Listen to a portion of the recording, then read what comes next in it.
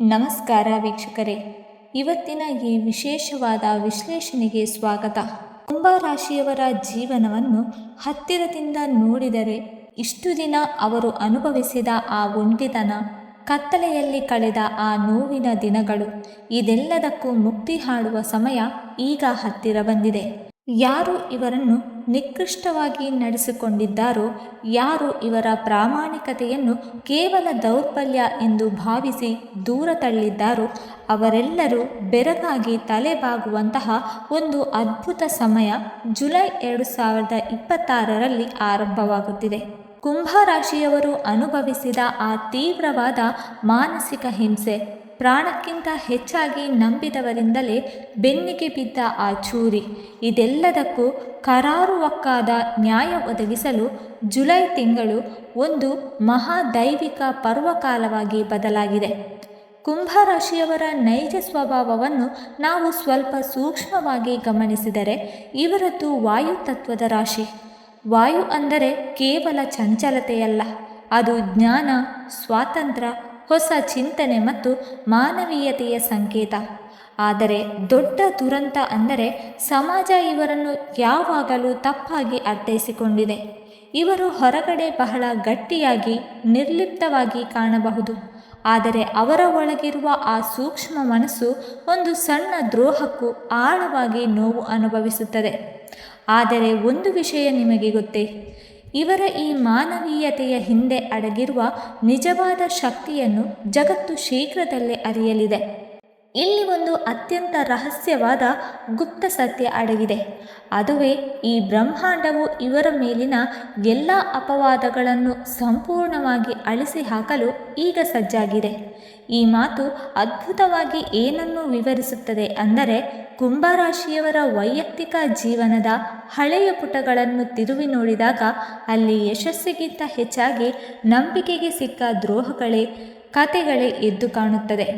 ಇವರು ಯಾರಿಗಾದರೂ ಕಷ್ಟ ಅಂತ ಹಣ ಸಾಲ ಕೊಟ್ಟಿದ್ದರೆ ಆ ಹಣ ಮರಳಿ ಬರದೆ ಇವರನ್ನೇ ಕೆಟ್ಟವರನ್ನಾಗಿ ಮಾಡಿರಬಹುದು. ಪ್ರೀತಿಯ ವಿಚಾರದಲ್ಲೂ ಅಷ್ಟೇ, ಸಂಪೂರ್ಣ ನಂಬಿಕೆ ಇಟ್ಟಾಗ ಕೇವಲ ವಂಚನೆಗೊಳಗಾಗಿರಬಹುದು. ಕೆಲಸದ ಸ್ಥಳದಲ್ಲೂ ಇವರ ಹಗಲಿರುಳಿನ ಶ್ರಮಕ್ಕೆ ಬೇರೆ ಯಾರೂ ಕ್ರೆಡಿಟ್ ತೆಗೆದುಕೊಂಡಿರಬಹುದು. ಆದರೆ ಖಂಡಿತ ಚಿಂತೆ ಬೇಡ, ಮುಂಬರುವ ಈ ಜ್ಯೋತಿಷ್ಯದ ಬದಲಾವಣೆ ಆಟವನ್ನು ಸಂಪೂರ್ಣವಾಗಿ ಇವರ ಪರವಾಗಿ ತಿರುಗಿಸಲಿದೆ. ಕರ್ಮದ ತಕ್ಕಡಿ ಈಗ ಸರಿಯಾಗಿ ಸಮತೋಲನಕ್ಕೆ ಬರುತ್ತಿದೆ. ಬನ್ನಿ, ದೇವಗುರು ಬೃಹಸ್ಪತಿಯ ಆಶೀರ್ವಾದ ಮತ್ತು ಅದೃಷ್ಟದ ಬಾಗಿಲುಗಳು ಹೇಗೆ ತೆರೆದುಕೊಳ್ಳುತ್ತದೆ ಅಂತ ನೋಡೋಣ. ಜುಲೈ 2026ರಲ್ಲಿ ದೇವಗುರು ಬೃಹಸ್ಪತಿ ಕಟಕ ರಾಶಿಯಲ್ಲಿ ಸಂಚರಿಸುತ್ತಿದ್ದು, ಕುಂಭರಾಶಿಯವರಿಗೆ 6ನೇ ಮನೆಯ ಮೇಲೆ ತನ್ನ ಪ್ರಭಾವವನ್ನು ಬೀರುತ್ತಿದ್ದಾನೆ.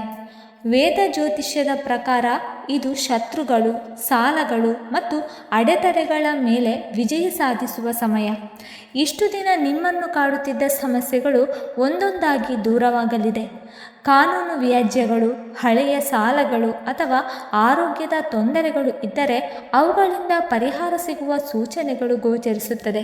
ಇಲ್ಲಿ ಗಮನಿಸಬೇಕಾದ ಅತಿ ಮುಖ್ಯ ಅಂಶ ಎಂದರೆ, ಗುರುವಿನ ಆಶೀರ್ವಾದದಿಂದ ನಿಮ್ಮ ದೈನಂದಿನ ಜೀವನದಲ್ಲಿ ಹೊಸ ಶಿಸ್ತು ಮತ್ತು ಸ್ಥಿರತೆ ಬರಲಿದೆ.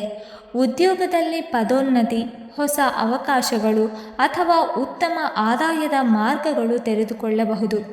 ನಿಮ್ಮ ಪರಿಶ್ರಮಕ್ಕೆ ಈಗ ಸರಿಯಾದ ಮೌಲ್ಯ ದೊರೆಯಲಿದೆ. ಆದರೆ ಈ ಭವ್ಯವಾದ ಯಶಸ್ಸಿನ ನಡುವೆ ಒಂದು ದೊಡ್ಡ ಪರೀಕ್ಷೆ ಕೂಡ ಕಾಯುತ್ತಿದೆ.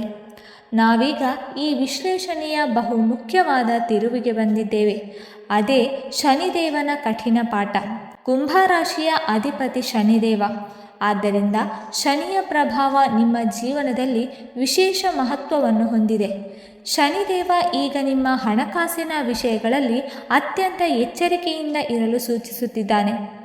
ಇಷ್ಟು ದಿನ ಭಾವನೆಗಳಿಗೆ ಮರುಳಾಗಿ ಮಾಡಿದ ಖರ್ಚುಗಳನ್ನು ಈಗ ನಿಯಂತ್ರಿಸಲೇಬೇಕು. ಯಾರಾದರೂ ಕಣ್ಣೀರು ಹಾಕಿ ಹಣ ಕೇಳಿದರೆ ತಕ್ಷಣ ಸಹಾಯ ಮಾಡುವ ಮುನ್ನ 10 ಬಾರಿ ಯೋಚಿಸಬೇಕು. ಶನಿಯ ಈ ಪ್ರಭಾವದಿಂದಾಗಿ ಕೆಲವೊಮ್ಮೆ ಒಂಟಿತನ ಕಾಡಬಹುದು. ನನ್ನನ್ನು ಯಾರೂ ಅರ್ಥ ಮಾಡಿಕೊಳ್ಳುವುದಿಲ್ಲ ಎಂಬ ಭಾವನೆ ಬರಬಹುದು. ಆದರೆ ನೆನಪಿಡಿ, ಇದು ನಿಮ್ಮನ್ನು ದುರ್ಬಲಗೊಳಿಸಲು ಅಲ್ಲ, ನಿಮ್ಮ ನಿಜವಾದ ಶಕ್ತಿಯನ್ನು ಅರಿಯುವಂತೆ ಮಾಡಲು ಬಂದಿರುವ ಒಂದು ದೈವಿಕ ಪರೀಕ್ಷೆ. ಹಳೆಯ ಶತ್ರುಗಳು ಅಥವಾ ನಿಮ್ಮನ್ನು ಬಳಸಿಕೊಂಡ ನಕಲಿ ಸ್ನೇಹಿತರು ಮತ್ತೆ ನಿಮ್ಮ ಜೀವನಕ್ಕೆ ಪ್ರವೇಶಿಸಲು ಪ್ರಯತ್ನಿಸಬಹುದು. ಆದರೆ ಈ ಬಾರಿ ನೀವು ಹಿಂದಿನಂತಿಲ್ಲ. ನಿಮ್ಮ ಅನುಭವವೇ ನಿಮ್ಮ ದೊಡ್ಡ ಆಯುಧವಾಗಿದೆ. ಜುಲೈ 21ರ ನಂತರ ಮಂಗಳ ಗ್ರಹದ ಸಂಚಾರವು ನಿಮ್ಮ ಮಾತಿನ ಶಕ್ತಿ ಮತ್ತು ನಿರ್ಧಾರ ಸಾಮರ್ಥ್ಯವನ್ನು ಹೆಚ್ಚಿಸಲಿದೆ. ನಿಮ್ಮ ಮಾತಿನಲ್ಲಿ ಒಂದು ವಿಶೇಷ ಆಕರ್ಷಣೆ ಮೂಡುತ್ತದೆ. ವ್ಯಾಪಾರ, ಉದ್ಯೋಗ, ಸಂದರ್ಶನ ಅಥವಾ ಸಾರ್ವಜನಿಕ ಕ್ಷೇತ್ರಗಳಲ್ಲಿ ಇರುವವರಿಗೆ ಇದು ಅತ್ಯಂತ ಅನುಕೂಲಕರ ಸಮಯ. ಆದರೆ ಮಂಗಳನ ಪ್ರಭಾವದಿಂದ ಆವೇಶವೂ ಹೆಚ್ಚಾಗಬಹುದು. ಅತ್ಯಂತ ಸಣ್ಣ ವಿಷಯಕ್ಕೂ ಕೋಪಗೊಂಡು ಆಡಿದ ಕಟು ಮಾತುಗಳು ವರ್ಷಗಳ ಕಾಲ ಕಟ್ಟಿಕೊಂಡ ಸಂಬಂಧಗಳನ್ನು ಹಾಳು ಮಾಡಬಹುದು. ಆದ್ದರಿಂದ ನಾಲಿಗೆಯ ಮೇಲೆ ಹಿಡಿತ ಇರಲೇಬೇಕು. ಒಟ್ಟಾರೆಯಾಗಿ ಹೇಳುವುದಾದರೆ ಜುಲೈ 2026 ಕುಂಭರಾಶಿಯವರಿಗೆ ಕೇವಲ ಒಂದು ತಿಂಗಳಲ್ಲ, ಇದು ಜೀವನದ ಹೊಸ ಅಧ್ಯಾಯದ ಆರಂಭವಾಗಿದೆ. ಇಷ್ಟು ದಿನ ಅನುಭವಿಸಿದ ನೋವು, ಅವಮಾನ ಮತ್ತು ನಿರಾಶೆಗೆ ಅಂತ್ಯ ಹಾಡುವ ಸಮಯ ಇದು. ದೈವಿಕ ಶಕ್ತಿಗಳು ನಿಮ್ಮ ಪರವಾಗಿ ಕೆಲಸ ಮಾಡುತ್ತಿದೆ. ನೀವು ಮಾಡಬೇಕಾಗಿರುವುದು ಒಂದೇ ಒಂದು ಕೆಲಸ: ತಾಳ್ಮೆ, ಶಿಸ್ತು ಮತ್ತು ಆತ್ಮವಿಶ್ವಾಸವನ್ನು ಕಳೆದುಕೊಳ್ಳದೆ ಮುಂದೆ ಸಾಗುವುದು.